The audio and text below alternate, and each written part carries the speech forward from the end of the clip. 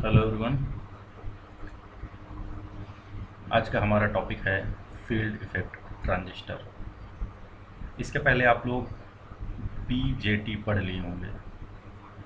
BJT stands for, BJT का क्या full form होता है? Bipolar junction transistor. Bipolar junction transistor.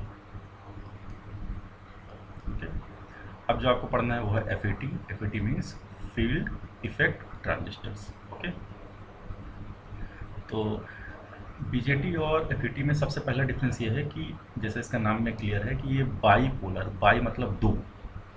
दो मीन्स जैसे चाहे ये एनपीएन ट्रांजिस्टर हो चाहे पीएनपी ट्रांजिस्टर हो, दो प्रकार के ट्रांजिस्टर आप लोगों ने देखे थे।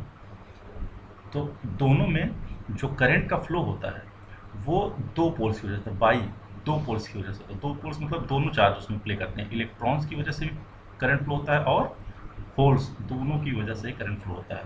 तो जैसे कि लिखा है इसमें, बीजेटी में इलेक्ट्रॉन तथा होल दोनों दोनों कैरियर की वजह से करंट फ्लो होता है।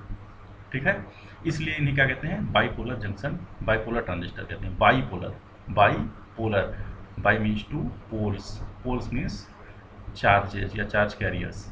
तो दोनों तरीके के इलेक्ट्रॉन और होल्स दोनों कंडक्शन में मीन्स करंट फ्लो में पार्ट लेते हैं, पार्टिसिपेट करते हैं, इसलिए इसको हम बाईपोलर जंक्शन ट्रांजिस्टर कहते हैं।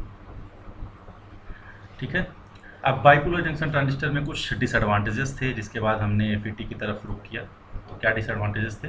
इसमें जो इनपुट इम्पीडेंस होता है वो बहुत ही कम होता है। कम क्यों होता है? आप जानते हैं, जो एमिटर जंक्शन होता है या इनपुट जंक्शन जिसको कहते हैं, जो एमिटर जंक्शन होता है उसको हम फॉरवर्ड बायस कहते हैं। ठीक है, फॉरवर्ड बायस का क्या रेजिस्टेंस होता है?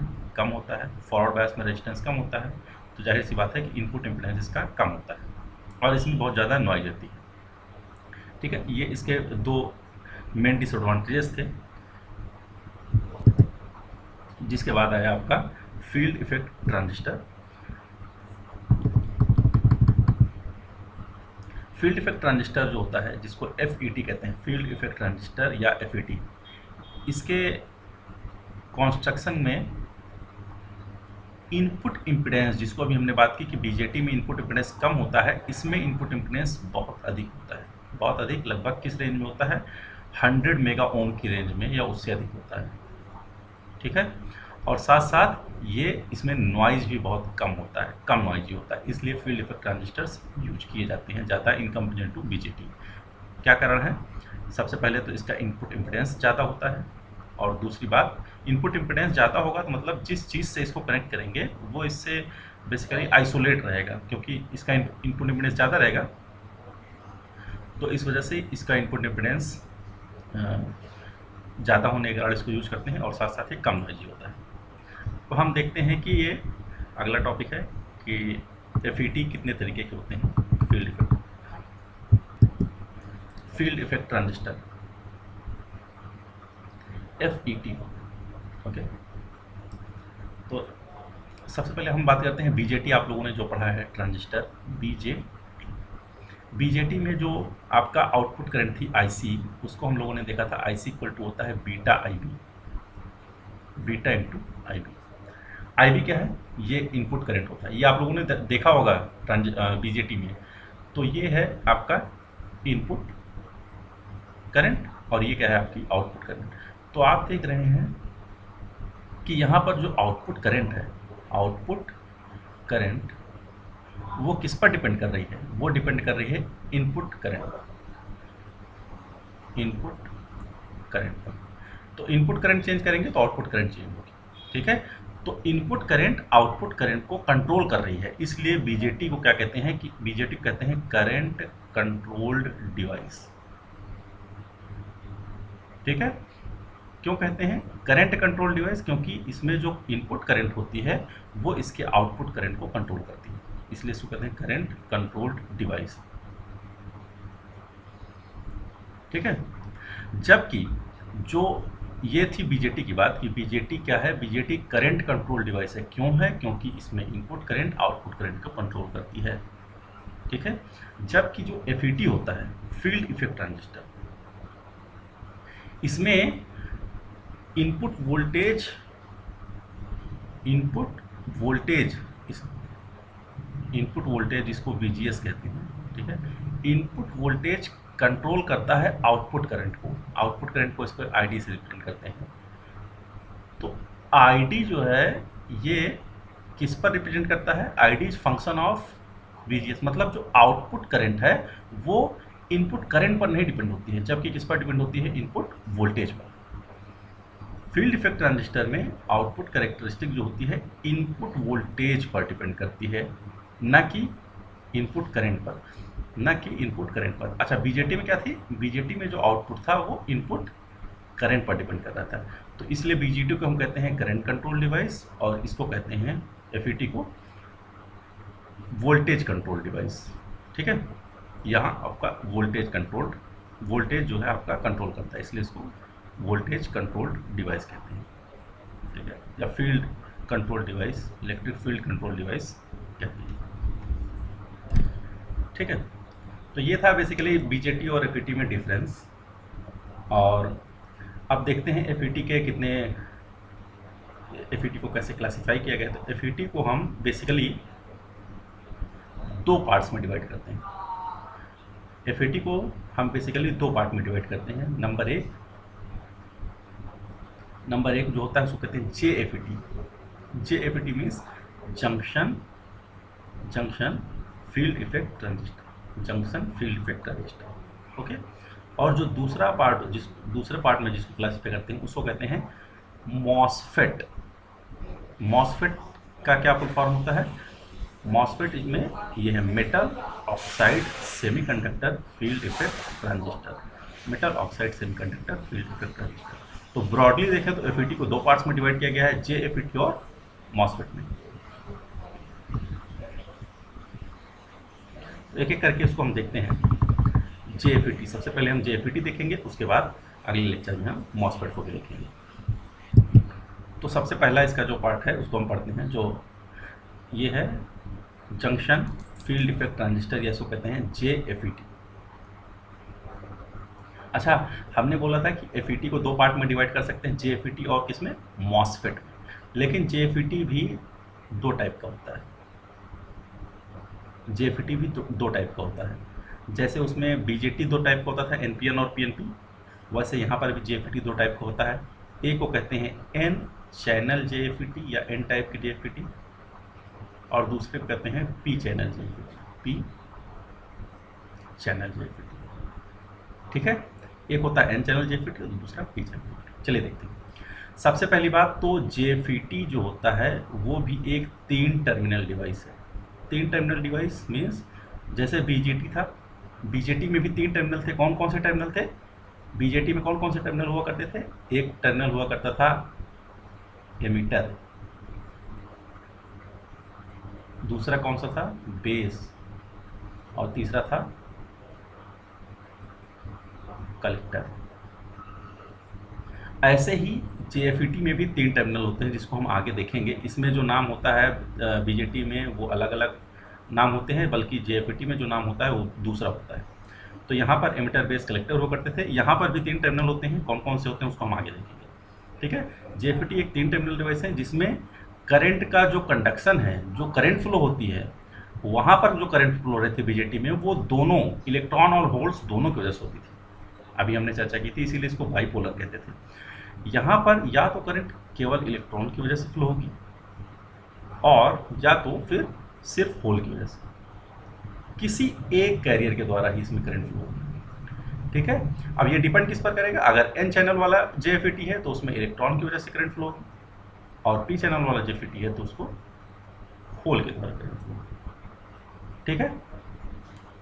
तो यहाँ पर आपने देखा कि जो FET या JFET होता है उसमें सिर्फ और सिर्फ एक कैरियर ही, सिर्फ एक कैरियर के द्वारा ही करंट फ्लो होती है, जबकि BJT क्या था? बाईपोलर था। तो BJT में बाईपोलर था। बाईपोलर क्यों था? क्योंकि उसमें 2 चार्ज कैरियर्स के द्वारा करंट फ्लो होती थी। बल्कि जो JFET होता है या FET होता है वो होता है unipolar device. Unipolar device, uni मतलब एक, तो अगर एन चैनल वाला होगा तो सिर्फ इलेक्ट्रॉन की वजह से करंट फ्लो होगी, पी चैनल वाला होगा तो सिर्फ पोल की वजह से। तो सिर्फ एक ही चार्ज कैरियर की वजह से करंट फ्लो होती है, इसलिए इसको कहते हैं यूनिपोलर डिवाइस। ठीक है, ये डिफरेंस है इन दोनों में, बीजेटी और एफईटी में आप डिफरेंस देख रहे हैं, वो बाइपोलर होता है, यूनिपोलर होता है। एक चीज़ हमने और पढ़ी थी अभी, ये जो होता है करंट कंट्रोल डिवाइस है, ये क्या है, वोल्टेज कंट्रोल डिवाइस है या फील्ड कंट्रोल डिवाइस। ओके, और अभी और हमने क्या देखा इसमें मेन डिफरेंस, इसमें हमने देखा था कि इसमें जो इनपुट इम्पिडेंस है वो कम होता है, इसका इनपुट इम्पिडेंस ज़्यादा होता है एफईटी का। इसमें नॉइज ज़्यादा होता है और इसमें नॉइज कम होता है। ठीक है, तो ये कुछ सारे डिफरेंस थे। तो यहाँ पे देखिए हमने लिखा भी इसका इनपुट इम्पिडेंस हाई होता है और नॉइज लेवल भी कम होता है। ठीक है, अब हम देखते हैं कि जेएफईटी कैसे बनता है, कैसे इसका फॉर्मेशन होता है। कंस्ट्रक्शन डिटेल, तो ये हम इसका कॉन्स्ट्रक्शनल डिटेल देख रहे हैं जेएफईटी का। इसमें आप देखिए कि ये आपका एन चैनल जेएफईटी है। मैंने आपको बताया था कि जेएफईटी को दो पार्ट्स में डिवाइड कर सकते हैं, एक एन चैनल जेएफईटी और एक पी चैनल जेएफईटी। तो इसका कॉन्स्ट्रक्शन पहले एक एन चैनल का देखते हैं। एन चैनल में क्या होता है, एक आपका यहाँ पर देखिए, एक आपने एन टाइप सेमीकंडक्टर लिया और इधर देखिए इसके एक साइड और इसके दूसरे साइड यहाँ पर पी टाइप की डोपिंग कर दी। ठीक है, ये जो दोनों होते हैं ये दोनों आपस में एक दूसरे से कनेक्टेड होते हैं और यहाँ से हम एक टर्मिनल निकाल देते हैं और इस टर्मिनल को क्या कहते हैं, गेट टर्मिनल। कौन सा टर्मिनल, गेट, इसको कैपिटल जी से रिप्रेजेंट करते हैं। ठीक है, और उसके बाद इसमें दो टर्मिनल्स फिर हम और निकाल देते हैं, एक इस साइड से, इसको हमने ड्रेन बोला है, डी से इसको रिप्रेजेंट कर सकते हैं, और इधर से निकाल दिया हमने एक टर्मिनल, इसको कहते हैं सोर्स और इसको एस से रिप्रेजेंट करते हैं। ठीक है, तो यहाँ पर आपने देखा कि यहाँ पर एफईटी में भी 3 टर्मिनल होते हैं और तीनों टर्मिनल्स के नाम क्या हैं, गेट, ड्रेन और सोर्स। पी चैनल जेएफईटी का कंस्ट्रक्शन सेम ऐसा है, बस इसमें क्या होता है, जो ये होता है दिस वन, ये जो आप सिलिकॉन का बार लिए हैं जिसको सेमीकंडक्टर, ये पी टाइप का होता है। चूंकि ये पी टाइप का है तो यहाँ पर एन टाइप के दोनों साइड आपको सेमीकंडक्टर मटेरियल से। ठीक है, और ये दोनों आपस में देखिए कनेक्टेड है, ये गेट है, ये सोर्स है, ये ड्रेन है। ठीक है, तो यहाँ पर आप देख रहे हैं कि चाहे एन चैनल की बात करें, पी चैनल, जब अगर एक की बात करेंगे तो दूसरा उसी जस्ट अपोजिट टाइप का होगा। तो चूँकि यहाँ पर हमने ये जो चैनल लिया हुआ है, दिस इज चैनल, इसको चैनल कहते हैं, जो सिलिकॉन का बार है ये।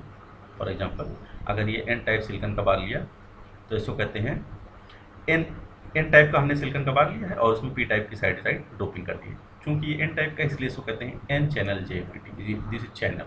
ये एक चैनल है जिसके थ्रू क्या होती है, करंट फ्लो होती है या चार्ज कैरियर्स मूव करते हैं। इसी तरीके से जब पी टाइप का इसको ले लेंगे तो ये हो जाएगा पी चैनल जेएफईटी। ठीक है, और अच्छा ये जो आपका ये जो डोपिंग है आपका, इसके जो करी गई दोनों साइड, ये डोपिंग कुछ ऐसा होती है कि जैसे आप लोग बेल्ट पहनते हैं, समझ लीजिए बेल्ट पहनते हैं अपने कमर के चारों ओर, तो कुछ उस तरीके की ही डोपिंग है ये। तो एक समझ लीजिए आपका आप हो गए चैनल और आपके चारों कमर के बेल्ट आपने पहनी है, that is a P type material. तो जहाँ देखिए तो उसको हम रिप्रेजेंट किए हैं कुछ ऐसा ही, मान लीजिए हमने दो साइड से रिप्रेजेंट किया ताकि इसको समझने में आसान हो 2D में। तो यहाँ पर आप देखिए, यहाँ पर पी एन जंक्शन फॉर्म हो रहा है, पी एन जंक्शन फॉर्म हो रहा है, पी और एन टाइप। यहाँ पर भी पी एन जंक्शन फॉर्म हो रहा है। पी एन जंक्शन फॉर्म होने की वजह से क्या होगा, यहाँ पर कुछ ना कुछ एक इसका डिप्लीशन लेयर होगा। पी एन जंक्शन का आप जानते हैं डिप्लीशन लेयर फॉर्म हो जाता है, तो यहाँ पर कुछ एक डिप्लीशन लेयर होगा। ठीक है, डिप्लीशन लेयर क्या होती है, जहाँ पर फ्री चार्ज कैरियर्स नहीं होते हैं, जहाँ पर फ्री चार्ज कैरियर्स नहीं होते हैं उसको कहते हैं डिप्लीशन रीजन। तो यहाँ पर पी और एन है तो यहाँ पर डिप्लीशन रीजन फॉर्म होगा, यहाँ पर भी डिप्लीशन रीजन फॉर्म होगा पी और एन होने की वजह से।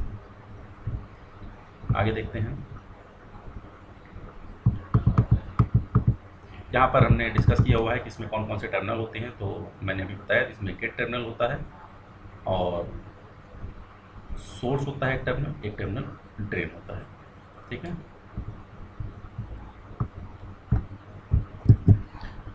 अभी तक यहाँ पर हमने देख लिया है।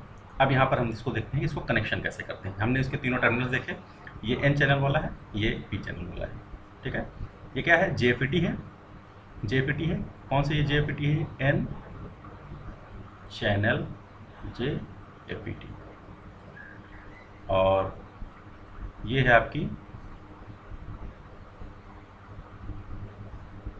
P channel जेएफईटी।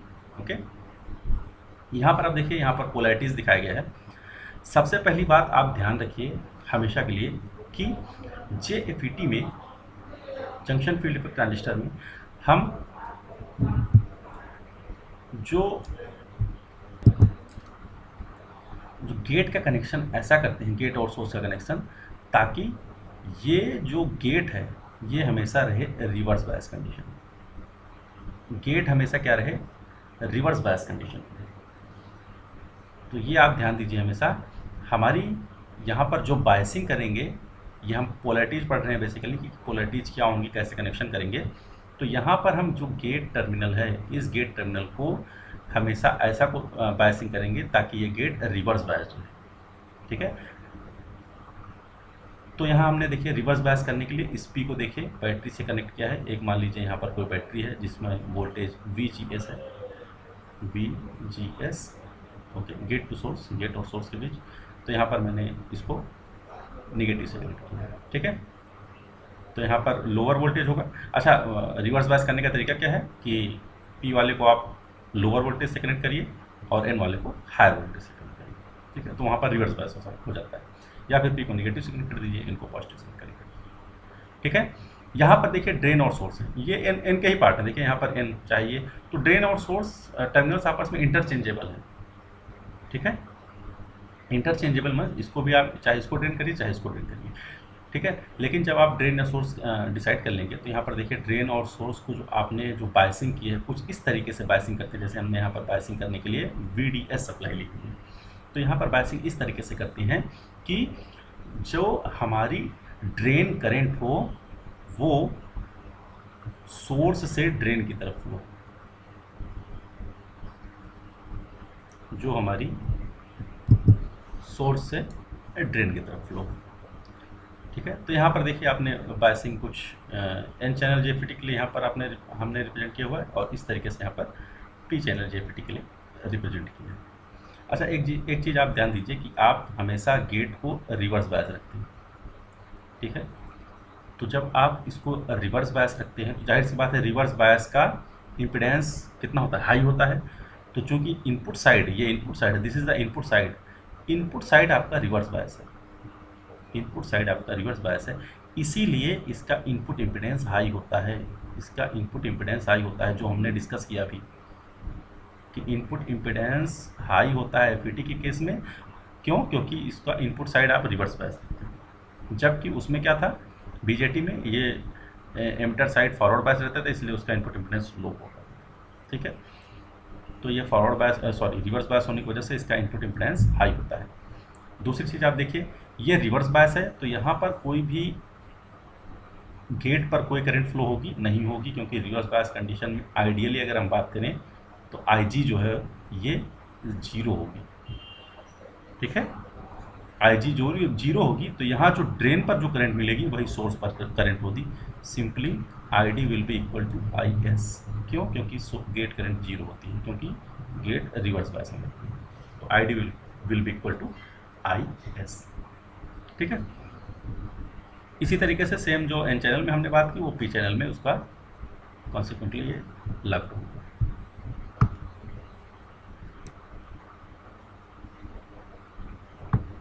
अब हम इसकी वर्किंग देखते हैं, प्रिंसिपल एंड वर्किंग ऑफ जेएफईटी।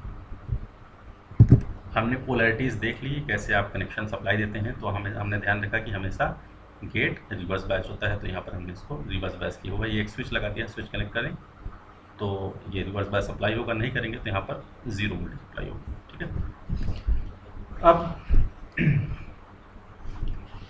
सबसे पहले आप ये देखिए, मान लीजिए कि यहाँ पर हमने एक सप्लाई दी हुई है, दिस इज सप्लाई, और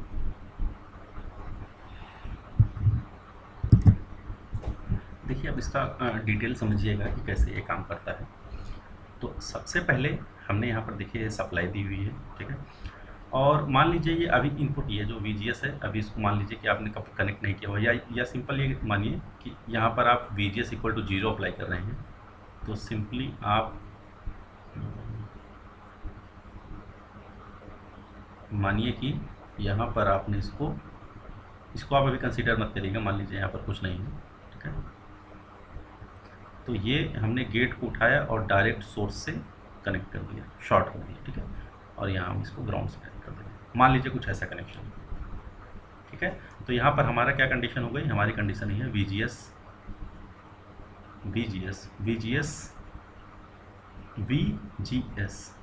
VGS मतलब क्या होगा भाई, VG माइनस VS ये होता है, VG माइनस VS।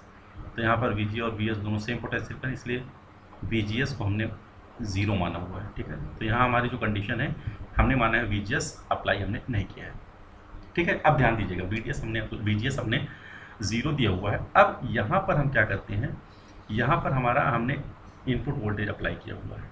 अब एक चीज़ ध्यान आप दीजिए कि ये इनपुट वोल्टेज आपने जो अप्लाई किया हुआ है, तो इस इनपुट वोल्टेज के कारण यहाँ पर कोई करंट फ्लो होगी,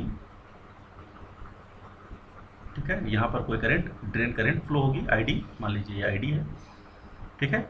अब आप ध्यान दीजिए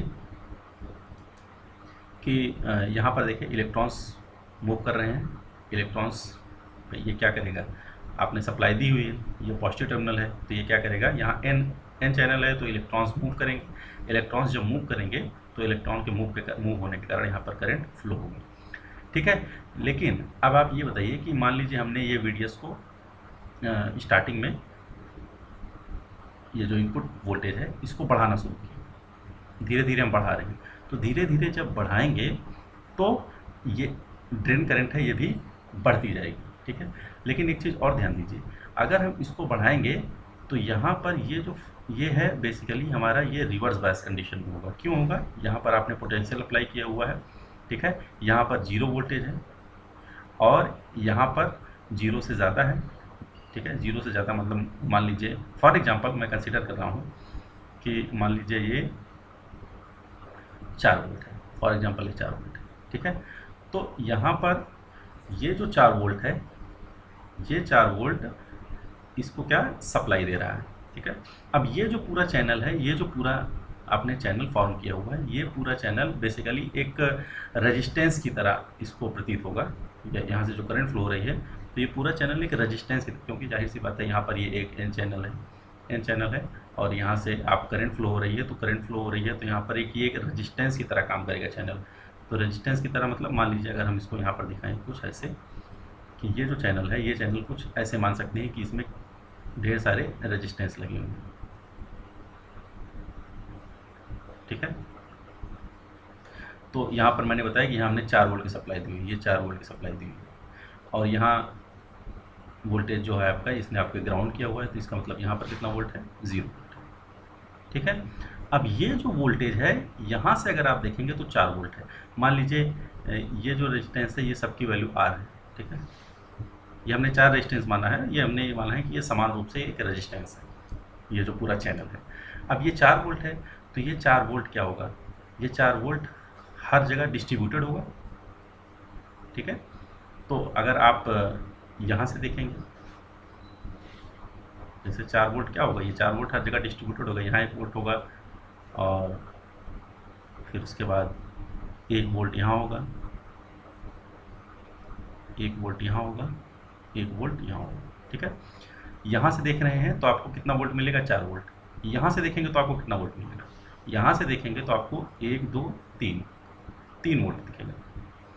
यहाँ से देखेंगे तो आपको कितना वोल्ट मिलेगा, 2 वोल्ट, 1 2, ठीक है। यहाँ से देखेंगे 1 वोल्ट, यहाँ तो 0 वोल्ट है, ठीक है। तो ये क्या हुआ है, ये वोल्टेज हम देखें तो यहाँ पर अगर हम देखें, यहाँ पर वोल्टेज VDS के बराबर होगा। यहाँ बात करेंगे तो यहाँ पर कुछ कम होगा, कुछ कम, मान लीजिए 3 वोल्ट, एग्जाम्पल ले रहा हूँ मैं, 3 वोल्ट। यहाँ पर क्या होगा, 2 वोल्ट, यहाँ पर 1 वोल्ट, 0.45 वोल्ट ऐसे होगा, ठीक है।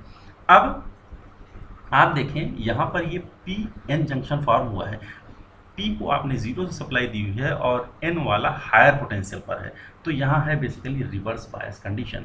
रिवर्स बायस कंडीशन में यहाँ पर ज़्यादा पोटेंशियल है, ज़्यादा पोटेंशियल होने के नाते यहाँ पर ये जो आपका डिप्लीशन लेयर है ये यहाँ पर ऊपर साइड ज़्यादा होगा और ये नीचे साइड ये डिप्लीशन लेयर कम है, ठीक है।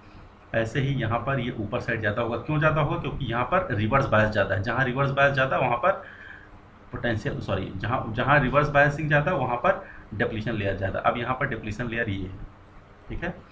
ये मैंने यहाँ पर ऊपर इसको ऐसा क्यों बनाया है, आप बताइए क्यों बनाया है? क्योंकि यहाँ पर पोटेंशियल ज़्यादा है। बेसिकली हमने क्या कहा, हमने कहा इस पूरे सिलिकॉन चिप को हम मान सकते हैं कि ये पूरा का पूरा एक ये रेजिस्टेंस डिस्ट्रीब्यूटेड है, और इसमें हमने देखा कि यहाँ पर ज़्यादा पोटेंशियल होगा, यहाँ पर उससे कम, उससे कम, उससे कम। तो यहाँ कम पोटेंशियल, इसका मतलब ये यहाँ पर कम रिवर्स बायस है, और यहाँ पर ज़्यादा रिवर्स बायस है, इसलिए ये यहाँ पर जो डिप्लीशन लेयर है कुछ ऐसे होगी। जब आप वोल्टेज को और बढ़ाएंगे तो ये क्या होगा, ये आपको आईडी तो बढ़ेगी, आईडी बढ़ेगी, लेकिन यहाँ पर ये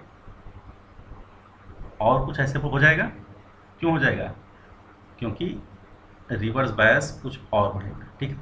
तो इसको बढ़ाते बढ़ाते एक ऐसी कंडीशन आ जाएगी, इसको आप बढ़ाते जाएंगे, एक ऐसी कंडीशन आ जाएगी जब ये दोनों एक दूसरे को लगभग टच करने वाले हों, ठीक है। हालांकि ये टच नहीं करेंगे, एग्जैक्टली ये दोनों एक दूसरे को टच नहीं करेंगे। अगर टच कर दिए तो करंट फ्लो होना बंद हो जाएगी, ठीक है। तो एक ऐसी कंडीशन आती है कि जब ये दोनों एक दूसरे को लगभग, ये दोनों मतलब क्या, ये दोनों मतलब कि यहाँ से जो आपका जो डिप्लीशन लेयर है वो बढ़ती हुई चली आ रही है, रिवर्स बायस बढ़ रहा है, ठीक है। और ये भी यहाँ भी रिवर्स बायस बढ़ रहा है। तो रिवर्स बायस बढ़ने की वजह से डिप्लीशन लेयर ज़्यादा हो रही है, डिप्लीशन लेयर ज़्यादा हो रही है, तो बहुत कम या एक दूसरे को लगभग टच करते होते हैं, ठीक है। उस समय यहाँ पर जो करंट बढ़ रही थी, अभी हम वोल्टेज बढ़ा करंट बढ़ रही थी, लेकिन अब करंट बढ़ते बढ़ते एक ऐसी स्थिति आती है कि यहाँ पर जो चार्ज कैरियर्स को पास होने के लिए ज़्यादा जगह नहीं मिलती है और ये लगभग एक दूसरे को टच करने लगते हैं। उस समय करंट फ्लो होना लगभग कांस्टेंट हो जाती है, उससे आगे नहीं बढ़ सकती है करंट, ठीक है। अगर हम इसको ग्राफ के रूप में दिखाएं तो देखिए कुछ ऐसे दिखा सकते हैं। ध्यान दीजिएगा, इसको जो हमने बताया सिर्फ उसको देखिएगा। मान लीजिए इधर हम दिखा रहे हैं ये ड्रेन करंट आईडी क्या है, ड्रेन करंट है, ठीक है।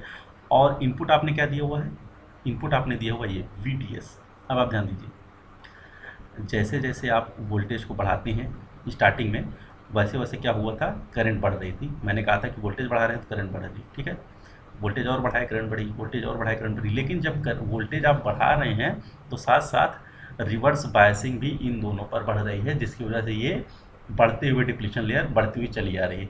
और एक ऐसा समय आएगा जबकि ये डिप्लीशन लेयर बढ़ते हुए इतनी हो जाएगी कि एक दूसरे को टच करेंगे, और उस समय ड्रेन करंट क्या होगी, अब क्या होगी, उससे ज़्यादा फ्लो नहीं हो सकती क्योंकि चार्ज कैरियर्स लिमिटेड हो जाएंगे, उससे ज़्यादा फ्लो नहीं हो सकते, ठीक है। और उसके बाद क्या होगी, ड्रेन करंट कांस्टेंट हो जाएगी, ठीक है। यहाँ पर आपको दिखेगा कि ड्रेन करंट जो इस समय, जब ड्रेन करंट कांस्टेंट हो जाएगी उस समय जो आपने वोल्टेज दिया हुआ है उसको आप कहते हैं VP से रिप्रेजेंट करेंगे। तो सिंपली स्टार्ट करिए, फिर से देखिए, आपने इनपुट वोल्टेज अप्लाई किया, सॉरी यहाँ पर आपने जो ड्रेन टू सोर्स वोल्टेज है, ड्रेन टू सोर्स वोल्ट आपने अप्लाई किया, गेट को आपने अभी शॉर्ट रखा है। यहाँ पर कंडीशन हमने क्या रखी है, VGS इक्वल टू 0 रखी है कंडीशन, ठीक है। VGS इक्वल टू 0 है, यहाँ पर हमने रिवर्स बायस इसमें अप्लाई नहीं किया हुआ है, ठीक है। अब आप ध्यान दीजिए, जब VGS इक्वल टू 0 है पहली कंडीशन, तो और उसके बाद हम क्या करते हैं कि इसको हम क्या करते हैं, इसको वोल्टेज को बढ़ाते हैं। वोल्टेज बढ़ाएंगे तो करंट बढ़ेगी। तो देखिए वोल्टेज बढ़ा रहे हैं, वोल्टेज इधर बढ़ रहा है तो करंट भी लीनियरली बढ़ रही है, ठीक है।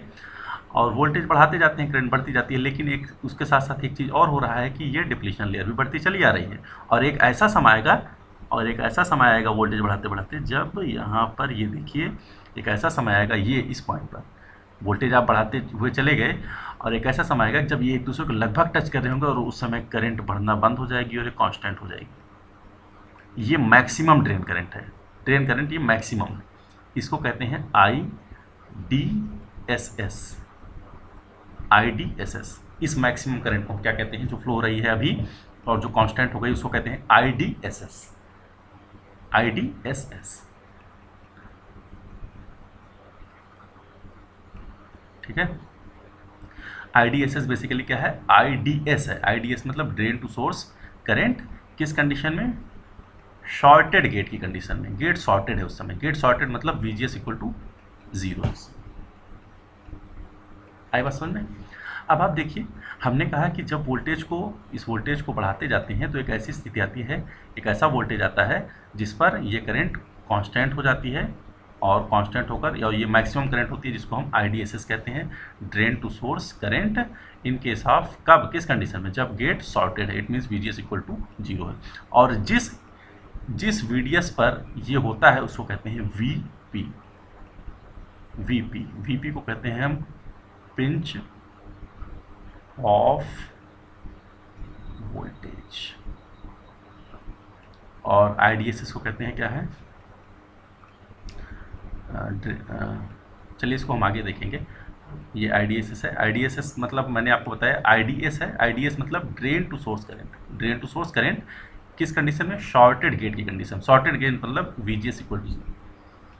ठीक है, यहाँ से आप लोगों को क्लियर है, समझ में आ रहा है कि कंडीशन कैसे हो रही है, ये कैसे काम कर रहा है। ठीक है, ये कंडीशन थी कब, जब हमने VGS इक्वल टू 0 किया था, VGS इक्वल टू 0 मतलब गेट और सोर्स को शॉर्ट कर दिया था।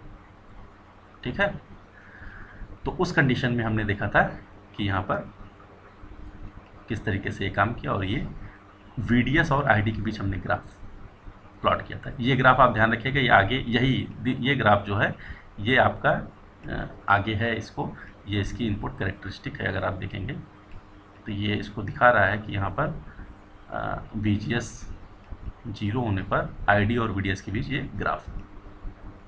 ठीक है,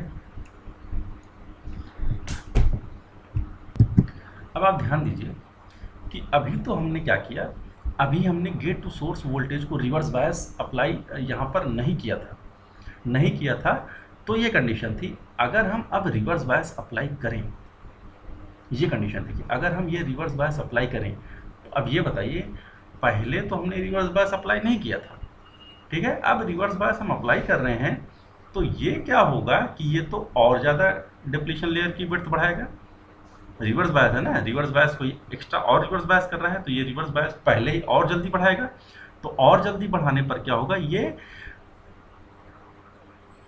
VDS को VP से पहुंचने से पहले ही, VDS को VP से पहुंचने से पहले ही ये क्या करेगा कि यहाँ पर ये दोनों एक दूसरे को टच करने लगेंगे, ये दोनों डिप्लीशन लेयर एक दूसरे को टच करने लगेंगे कम वोल्टेज पर ही। यहाँ पर आपको VP तक जाने की जरूरत ही नहीं पड़ेगी, उससे कम वोल्टेज पर ही आपको यहाँ पर ये दोनों लगभग एक दूसरे को टच करने लगेंगे। ध्यान दीजिएगा, आप जाहिर सी बात है रिवर्स बायस बढ़ाएंगे, रिवर्स बायस जब यहाँ देंगे तो यहाँ पर ये रिवर्स बायस भी तो डिप्लीशन लेयर को बढ़ाएगा।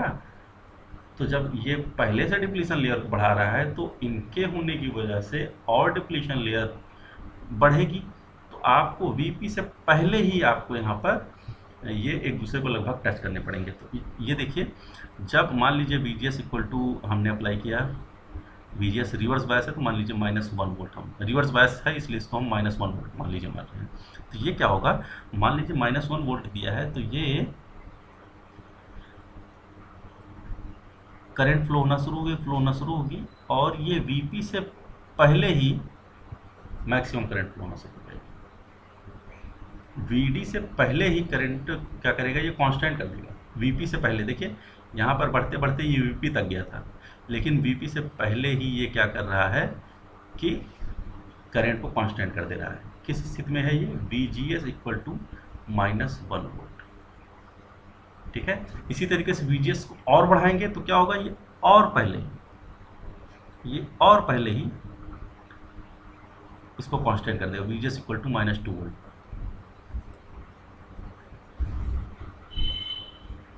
ठीक है, और मान लीजिए ये जो VP है मान लीजिए ये वीपी की वैल्यू 3 वोल्ट है, मान लीजिए फॉर एग्जांपल कि यहाँ पर जब 3 वोल्ट अप्लाई किए थे इस यहाँ पर इस वाले कंडीशन में जब 3 वोल्ट या 4 वोल्ट मान लीजिए, इसको 4 वोल्ट मान लीजिए, 4 वोल्ट है, इसको अप्लाई किए थे उस समय, तो उस समय क्या हुआ था कि ये 4 वोल्ट अप्लाई करने पर, जब हमने 4 वोल्ट अप्लाई किया था तो उस समय ये वीपी वाली कंडीशन मिली थी, ठीक है।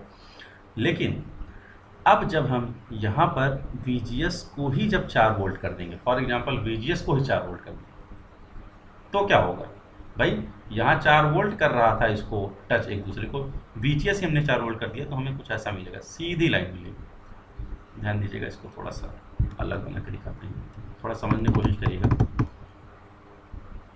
यहाँ पर अगर आपको कैच मिल गया तो आप समझ जाएंगे इसी कैरेक्टरिस्टिक को, ठीक है। ध्यान दीजिए,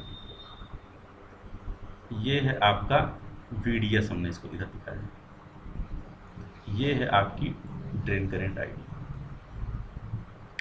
स्टार्टिंग में जब यहाँ पर गेट टू सोर्स वोल्टेज 0 था, तो ये हम VDS को जब बढ़ा रहे थे तो VDS बढ़ता, आईडी भी बढ़ती जा रही थी, बढ़ती जा रही थी, बढ़ती जा रही थी, बढ़ती जा रही थी, और अचानक से एक समय ऐसा आया, एक वोल्टेज ऐसा आया जिस पर, एक वोल्टेज ऐसा आया VP, जिस पर क्या हुआ, यहाँ पर आपको मैक्सिमम करंट मिली, जिसको कहते हैं IDSS, ठीक है, मैक्सिमम करंट मिली उस पर। और ये किस वोल्टेज पर मिली आपको, VP को क्या कहते हैं, पिंच ऑफ वोल्टेज, ठीक है। ये किस कंडीशन मिली थी, जब VGS इक्वल टू 0 वोल्ट था, ठीक है। फिर मैंने कहा कि अगर VGS यहाँ अप्लाई कर देंगे तो होगा क्या कि करंट बढ़ती जाएगी और VP से पहले ही ये क्या करेगा, करंट को कांस्टेंट कर देगा, ठीक है। क्योंकि करंट क्यों कांस्टेंट हो गया, क्योंकि आपने VGS यहाँ अप्लाई कर दिया, VGS अप्लाई कर दिया, तो ये बहुत पहले यहाँ पर आपने जो सप्लाई दी है वो कम वोल्टेज पर ही क्या हुआ, ये इसको रोक देगा, मतलब अब क्या होगा कि ड्रेन करंट यहाँ पर कांस्टेंट हो जाएगी। तो फॉर एग्जांपल ये VGS इक्वल टू -1 वोल्ट के लिए, इसी तरीके से VGS इक्वल टू -2 वोल्ट के लिए हो जाएगी। अब मैं डिस्कस कर रहा था कि मान लीजिए यहाँ पर हमने जब यहाँ गेट टू सोर्स वोल्टेज 0 लिया हुआ था, यहाँ पर गेट टू सोर्स वोल्टेज 0 हुआ था, तो 4 वोल्ट पर मान लीजिए 4 वोल्ट VP था, VP इक्वल टू मान लीजिए 4 वोल्ट था, उस समय ये क्या कर रहा था, ब्लॉकिंग कर रहा था। अब हम क्या किए, यहाँ पर हम यहीं पर 4 वोल्ट लगा दिए, तो 4 वोल्ट लगाने पर क्या करेगा, ये क्या करेगा, ये टच कर देगा एक दूसरे को, लगभग टच करेगा, तो उस समय करंट क्या हो जाएगी, कांस्टेंट हो जाएगी। तो ये वाली स्थिति ऐसी आ जाएगी, ये दिस, ये किसके लिए है, VGS इक्वल टू VP के लिए, ठीक है।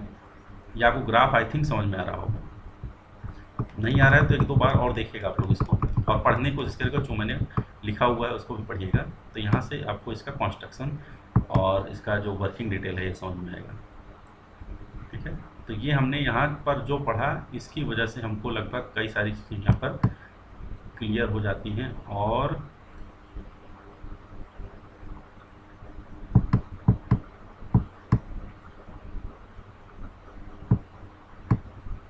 इसको थोड़ी अभी इसको देखिए, ये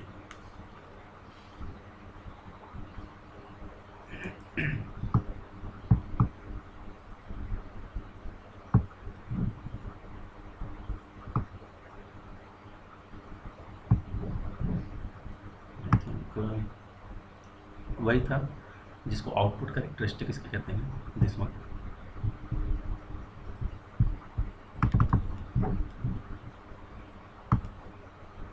चलिए पहले इसको थोड़ा सा सिंबल देख लीजिए, पहले सिंबल देख लेते हैं तब हम आगे बढ़ते हैं। Symbol of JFET, symbol of JFET। तो एन चैनल JFET का सिंबल ये होता है कि ये देखिए गेट, ड्रेन, सोर्स 3 टर्मिनल है। यहाँ पर ये हमने एक लाइन खींची, ये क्या करता है, ये एक चैनल दिखाता है, दिस इज अ चैनल, और यहाँ पर ये सिंबल है एन चैनल JFET का, जिसमें आप ये जो ये लाइन देख रहे हैं, ये बार, ये बेसिकली ये चैनल रिप्रेजेंट कर रहा है। फिर उसके बाद 2 टर्मिनल निकाले गए हैं, ये सोर्स, ड्रेन, ओके, और यहाँ पर ये गेट है। ये एन चैनल JFET है, इसलिए यहाँ पर ये जो एक एरो लगाया गया है, ये एरो पॉइंट कर रहा है किस तरफ, चैनल की ओर पॉइंट कर रहा है, ठीक है, और इसके बाद ये एक सर्कल में इनक्लोज कर दिया गया है। तो इस तरीके से ये है एक एफ का सिंबल, एन चैनल एफ का। और पी चैनल एफ का भी सिंबल लगभग सेम ही है, बस इसमें एरो की डायरेक्शन चेंज हो गई है। यहाँ पर एरो की डायरेक्शन चैनल से गेट की ओर है, ठीक है। तो ये है आपका सिंबल। चलिए, ये सिंबल था, सिंबल आपने देख लिया है। अब इसके बाद हम देखते हैं इसकी आउटपुट कैरेक्टरिस्टिक कैसे ड्रा हुई है, जिसको हमने देख भी लिया था। ये देखिए, इसकी आउटपुट कैरेक्टरिस्टिक ड्रा करने के लिए ये एक सर्किट बनाई गई है। यहाँ पर देखिए, ये एक एफ है, फील्ड इफेक्ट ट्रांजिस्टर। ये एन चैनल है कि पी चैनल, तो बेसिकली आप देख रहे होंगे ये एन चैनल एफ है, इसका सिंबल है, ठीक है। ये आपका यहाँ पर देखिए ये ड्रेन, और यहाँ पर इसको सप्लाई दी हुई है, दिस इज़ द VGS, ये VGS सप्लाई है, ठीक है। और यहाँ से आप VGS मेजर करेंगे। यहाँ पर ड्रेन टू सोर्स के अक्रॉस वोल्टेज मेजर करेंगे VDS इधर दिखाया हुआ है। इधर आपने करंट मेजर करने के लिए सीरीज में ID लगाया हुआ है, तो इसलिए ID मेजर करेंगे, ठीक है। यहाँ पर आपने ये जो सप्लाई दी है ये VDS सप्लाई, ठीक है, VDS। अब आप देखिए यहाँ पर गेट टू सोर्स वोल्टेज और VDS चेंज करके हम ID जो चेंज हो रहा है उसको हम ड्रॉ किए हैं। तो अलग अलग VDS पर अलग अलग ID और अलग अलग VGS के लिए। जैसे सबसे पहला हम देखते हैं, जो सबसे पहला हमने बनाया था VGS इक्वल टू 0 के लिए।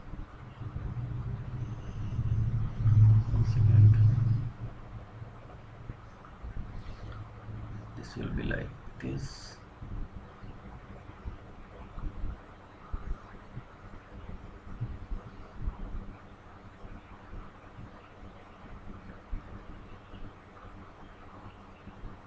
कुछ ऐसा होगा VGS इक्वल टू 0 वोल्ट के लिए, ओके। तो यहाँ पर देखिए क्या होगा कि जब 0 वोल्ट दे रहे हैं तो 0 वोल्ट पर VGS 0 वोल्ट, VGS को हमने शॉर्ट किया हुआ, ठीक है। तो उस समय क्या होगा कि ये जो करंट है VDS को बढ़ाते जाएंगे और एक ऐसा समय आएगा जब ये दिस वन, जब इसकी करंट क्या हो रही है, कांस्टेंट हो जा रही है, ठीक है। और इस करंट को हम कहते हैं मैक्सिमम ड्रेन करंट, IDSS, ठीक है। मैक्सिमम ड्रेन करंट किस कंडीशन में, शॉर्टेड गेट आपका शॉर्टेड है, इट मीन्स VGS उस समय 0 होगा, ठीक है।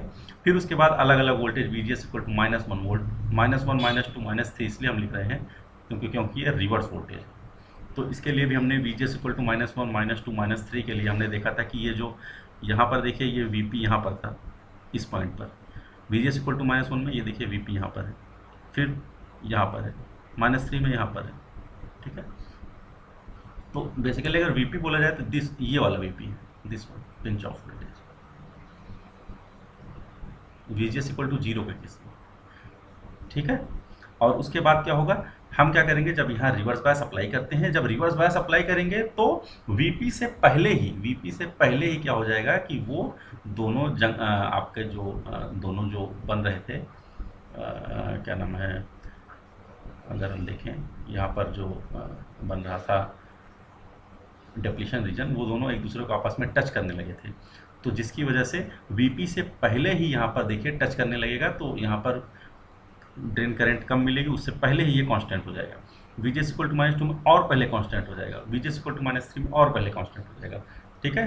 तो ये हमने इस कैरेक्टरिस्टिक को पहले अभी डिस्कस किया हुआ था, ठीक है। ये वही कैरेक्टरिस्टिक है, आई थिंक आप लोगों को समझ में आया उसमें। तो यहाँ पर कुछ पॉइंट लिखा हुआ है, चलिए एक बार देख लेते हैं। हालांकि हमने डिस्कस किया इसको, शुरुआत में ID का मान तेज़ी से बढ़ता है, हम लोगों ने बताया था कि ऐसे तेज़ी से बढ़ेगा, फिर इसके बाद कांस्टेंट होता है। लेकिन VDS की एक निश्चित वैल्यू के बाद यह कांस्टेंट हो जाता है, VDS की एक निश्चित वैल्यू के बाद वो कांस्टेंट हो जाता है। और वह ड्रेन टू सोर्स वोल्टेज जिसके ऊपर ड्रेन करंट कांस्टेंट हो जाता है, उसे हम क्या कहते हैं, उसे ही हम कहते हैं पिंच ऑफ वोल्टेज। इसको हमने डिस्कस किया था।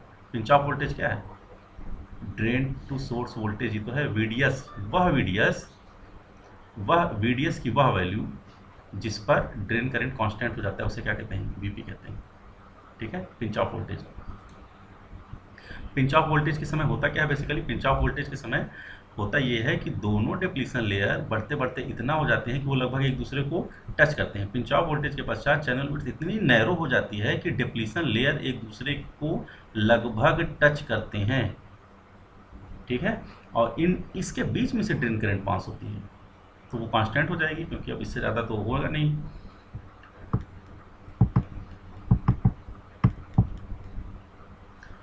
तरीके से आपने इसके देखा। अब इसके बाद आइए थोड़ा बहुत देखते हैं ये क्या है, फीचर्स ऑफ जेफीटी। फीचर्स ऑफ जेफीटी, तो जेफीटी एक 3 टर्मिनल डिवाइस है। कौन कौन से टर्मिनल्स होते हैं? गेट, सोर्स और ड्रेन। गेट, सोर्स और ड्रेन, ये आपने देखा। जेफीटी को हमेशा गेट सोर्स जंक्शन को, जेफीटी के जो गेट सोर्स जंक्शन है उसको हमेशा रिवर्स बायस में रखते हैं। मतलब वीजीएस जो सप्लाई देंगे हमेशा रिवर्स बायस, मतलब गेट हमेशा उसका रिवर्स कंडीशन रहेगा। ठीक है, फॉरवर्ड बायस करेंगे तो डिवाइस डिस्ट्रॉय हो सकती है, नष्ट हो सकती है। और चूंकि रिवर्स बायस कंडीशन है गेट में, गेट रिवर्स बायस है तो इसलिए IG 0 होता है। IG 0 होगा तो ID इक्वल टू IS होगा। ठीक है, ये हम लोगों ने डिस्कस किया हुआ था। जेफीटी में जब VGS 0 देते हैं तो जब VGS 0 देते हैं तो क्या होता है कि ID का मान अधिकतम कहाँ तक पहुँचता है? IDSS तक पहुँचता है। ठीक है, एक बात ध्यान दीजिएगा, जब VGS को हम 0 देते हैं, ये वाला ध्यान दीजिएगा, ये हमने बनाया था VGS इक्वल टू 0 वोल्ट।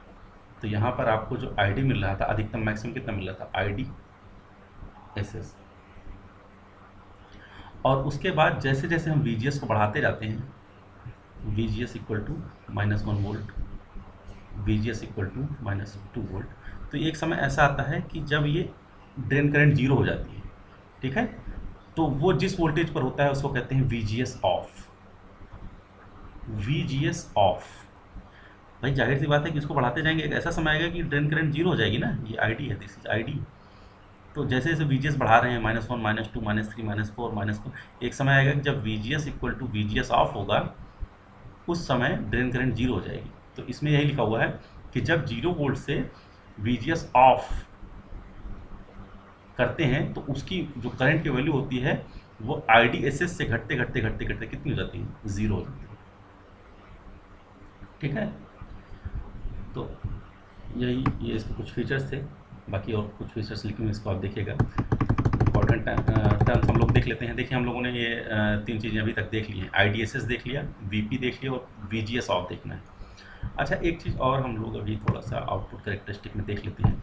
यहाँ पर देखिए, हमने कहा था कि ये जब VDS को इसको बढ़ाते जाते हैं तो ड्रेन करंट बढ़ता जाता है। एक समय ऐसा आता है जब ड्रेन करंट कांस्टेंट हो जाता है। फिर आप चाहे जितना वोल्टेज बढ़ाइए ड्रेन करंट नहीं बढ़ेगा। लेकिन जब आप बहुत ज़्यादा ड्रेन करंट बढ़ाएंगे तो क्या होता है? तब ब्रेक डाउन हो जाता है। ठीक है, तब ब्रेक डाउन भी हो जाता है। तो ये भी आप ध्यान रखिएगा कि यहाँ पर ब्रेक डाउन भी होगा जब VDS की वैल्यू बहुत ज़्यादा बढ़ा देंगे। भाई बढ़ाते जाएंगे, एक ऐसा समय आएगा ब्रेक डाउन होगा ना, जंक्शन ब्रेक डाउन हो जाएगा, तो वो ब्रेक डाउन की कंडीशन होगी। तो यहाँ पर भी ब्रेक डाउन होगा, जैसा कि जो आप ब्रेक डाउन पहले भी पढ़ चुके हैं। तो यहाँ पर भी ब्रेक डाउन होगा। ये कुछ बाकी था इसलिए मैंने बता दिया आपको। इसके बाद हम लोग देखते हैं इंपॉर्टेंट टर्म्स कुछ जिसको हम लोगों ने पढ़ भी लिया है, बस एक एक करके देखते हैं। IDSS को क्या कहते हैं? Shorted gate. गेट शॉर्टेड है, इसमें VGS equal to 0, shorted gate drain current. ठीक है, VP पिंच ऑफ वोल्टेज, और VGS ऑफ जो अभी हमने देखा gate source cut off voltage. एक एक करके देखते हैं। IDSS क्या होता है? अगर आप ग्राफ देखेंगे, ग्राफ से आपको IDSS पता चल जाएगा। IDSS होता है IDSS बेसिकली ड्रेन करंट है, लेकिन मैक्सिमम ड्रेन करंट है सोर्स एवं गेट की शॉर्ट सर्किट स्थिति में। मतलब जब VGS 0 होगा तब की बात है। VGS जब 0 होगा तो अगर हम VDS इनपुट जो हम उस साइड अप्लाई किए थे, अगर हम वो पिंच ऑफ वोल्टेज से ज़्यादा कर देते हैं तो ड्रेन करंट मैक्सिमम बढ़ते बढ़ते IDSS हो जाती है, और इसी को हम कहते हैं ज़ीरो बायस करंट भी कहते हैं, या शॉर्टेड गेट ड्रेन करंट कहते हैं। ठीक है, और इस सिचुएशन को यहाँ पर आप लोगों ने फिगर में ये देखिए, ये दिखाया गया है। 0 से बढ़ते हुए मैक्सिमम तक पहुँचा IDSS तक, फिर उसके बाद एक कांस्टेंट हो गया। कब? जब VGS 0। ठीक है, VDS बढ़ाते बढ़ाते एक ऐसा समय आएगा, मैंने कहा था, जब ये VDS मैक्सिमम हो जाएगा तब ये जंक्शन ब्रेक डाउन भी हो जाता है। ठीक है,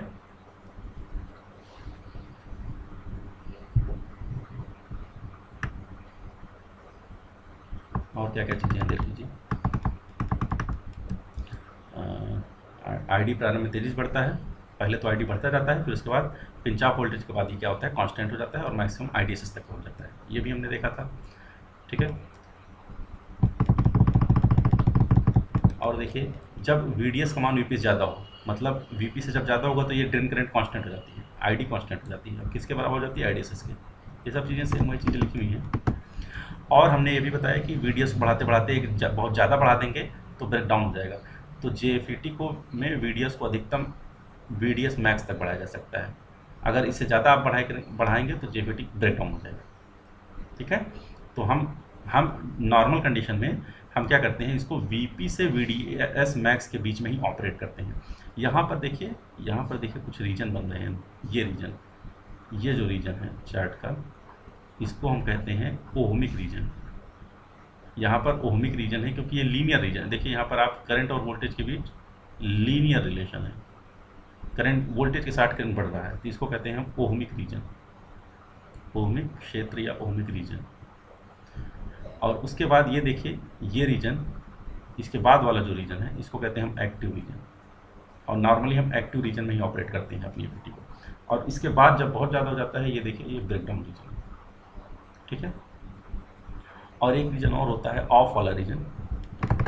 जब हमने कहा था कि VGS को बढ़ाते बढ़ाते बढ़ाते बढ़ाते एक ऐसा आएगा जब ये 0 हो जाएगा, तो यहाँ पर आपको कट ऑफ रीजन मिल जाएगा, ठीक है। तो नॉर्मली अगर हम बात करें किस रीजन में इसको ऑपरेट कराते हैं, एफईटी को एक्टिव रीजन में ऑपरेट कराते हैं। पिंच ऑफ वोल्टेज देखिए, पिंच ऑफ वोल्टेज हमने डिस्कस भी अभी किया। Pinch off voltage basically drain to source voltage है, और ड्रेन टू सोर्स वोल्टेज की वह मिनिमम वैल्यू जिस पर क्या हो, ड्रेन करंट बढ़ते बढ़ते कांस्टेंट हो जाए, वह minimum drain to source voltage जब ड्रेन करंट कांस्टेंट हो जाता है उसे पिंच ऑफ वोल्टेज कहते हैं, ठीक है। ये अगर आप लोगों को ग्राफ समझ में आया होगा तो आप लोगों को ये डेफिनेशंस बहुत आसानी से समझ में आ रही होंगी।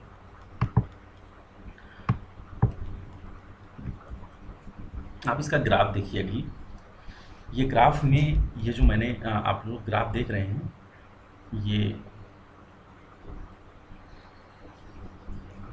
अगर मैं इसका ग्राफ बनाऊं, ये फॉर एग्जांपल मैं इसको अभी मैं VDS करता हूँ। ग्राफ इसका कैसा था,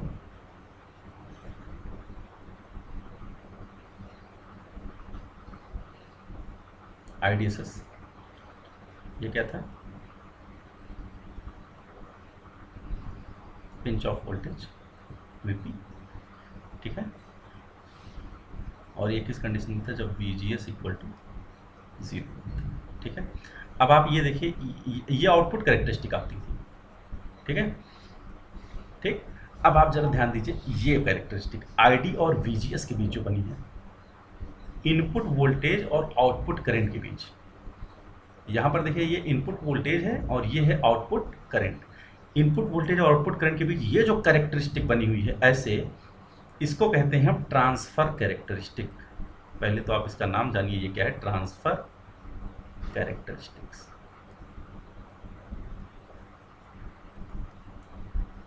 और ये वाली जो बनी है यहाँ पर आप देखिए, ये कैरेक्टरिस्टिक इसको कहते हैं आउटपुट कैरेक्टरिस्टिक। इसको हम लोगों ने अभी देखा था। आप देखिए, जब हम VDS को 0 से बढ़ाते जाते हैं तो एक ऐसी स्थिति आती है VP, जिस समय इसकी ID ड्रेन करंट की वैल्यू मैक्सिमम हो जाती है, और ये होती है IDSS, ठीक है। उस समय VGS 0 होता है, यहाँ पर VGS 0 है। अब आप देखिए, हमने यहाँ पर जो ट्रांसफर कैरेक्टरिस्टिक्स बनाई है, इधर VGS दिखाया है, इधर ID दिखाया है। VGS यहाँ पर 0 है। जब VGS 0 होता है तो आप बताइए, VGS 0 होता है तो उस समय यहाँ पर ऑन कंडीशन में मैक्सिमम ड्रेन करंट आपको IDSS मिलती है, तो ये IDSS मैक्सिमम ड्रेन करंट है।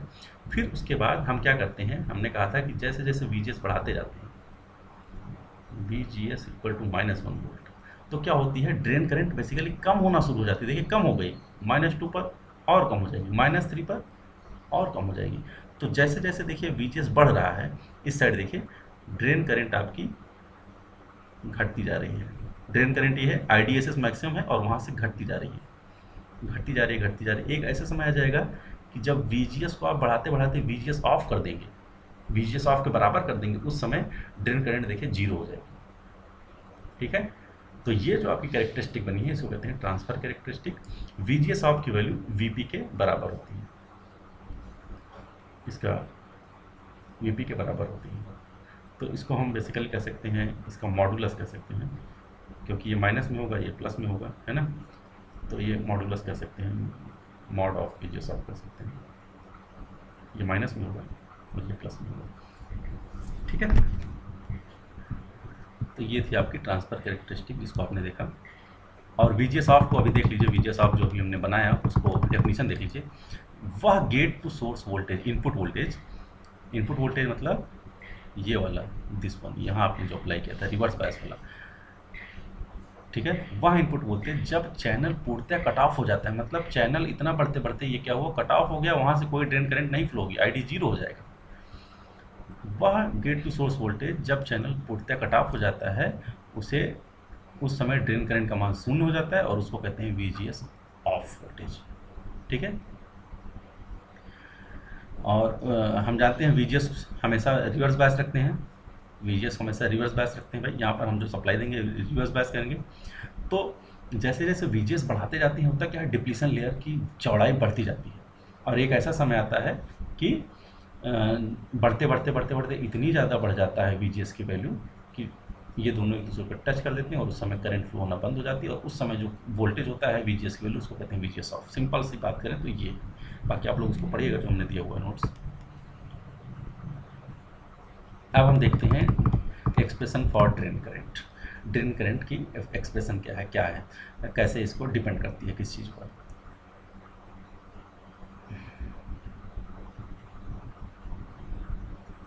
पहले तो सबसे पहले हमने देखा कि जो ये पिंच ऑफ वोल्टेज होता है VP, ये मॉडुलस ऑफ VGS ऑफ के बराबर होता है, ठीक है।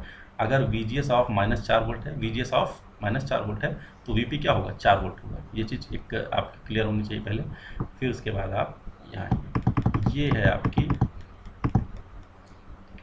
आपकी ड्रेन करंट की इक्वेशन FET के लिए, ID = IDSS 1 minus VGS upon, ये VGS ऑफ लिखा है बेसिकली, चाहे VGS ऑफ लिखिए चाहे आप यहाँ लिखिए VP, क्योंकि ये दोनों आपस में बराबर हैं इनका मॉडुलस। तो ID = IDSS 1 minus VGS upon VGS of या VP का होल स्क्वायर, ठीक है। ये ड्रेन करंट की इक्वेशन है। इस पर क्वेश्चन आते हैं, न्यूमेरिकल्स आते हैं, जहाँ पर IDSS क्या है, shorted gate drain to source voltage, VGS क्या है, gate to source input voltage, VGS off क्या है, पिंच ऑफ वोल्टेज के बराबर कह सकते हैं इसको, या फिर ये दिस वन, वह गेट टू सोर्स वोल्टेज, वह maximum gate to source voltage जहाँ पर ID = 0 हो जाता है, ठीक है। इस तरीके से ये एंड होता है हमारा। और बाकी इसका हमने एडवांटेज भी देख लेते हैं, क्या होता है एडवांटेजेस। सबसे पहले हमने देखा कि इसका इनपुट इम्पीडेंस बहुत ज़्यादा होता है। क्यों ज़्यादा होता है, क्योंकि हम इनपुट साइड आपका रिवर्स बायस होता है, VGS आप रिवर्स बायस रखते हैं, ठीक है। नॉइज इसमें कम होती है, पावर गेन इसमें बहुत ज़्यादा मिलती है आपको।